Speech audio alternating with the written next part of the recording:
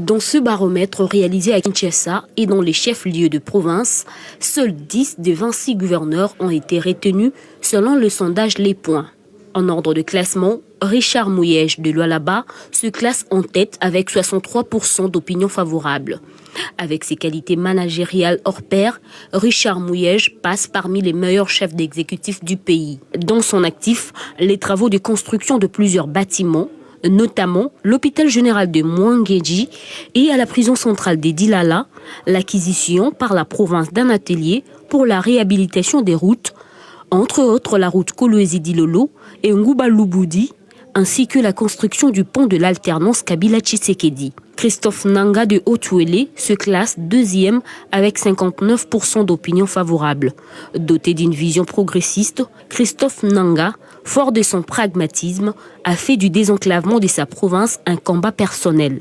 Déjà, 212 km de routes d'intérêt général et de routes urbaines ont été réhabilitées et plusieurs autres sont en construction. Grâce à son leadership, la situation sécuritaire a évolué et il continue à s'employer à pacifier de plus en plus sa province.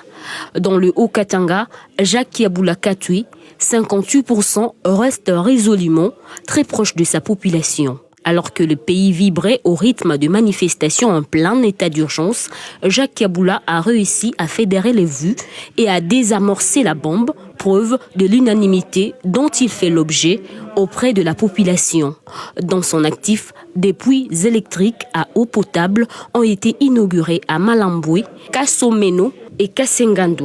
Il a fait la différence entre les confinements. Concernant la lutte contre le coronavirus, il a fait la différence entre les confinements ponctuels, l'identification des cas suspects et la prise en charge de cas suspects.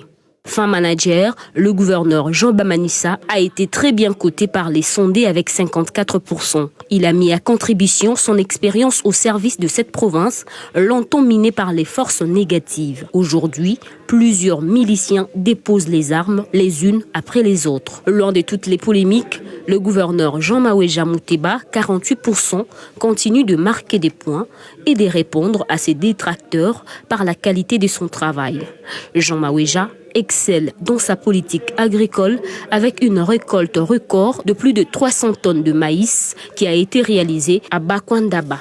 Sur le top 10 figure aussi Zoé Kabila de Tanganyika avec 47%, Ogi Moussafiri du Maniema avec 46%, Karline Zazou du Nord Kivu avec 42%, Sylvain Lubamba de Lumami avec 37% et enfin Wale Lufungula de la Chopo avec 32%.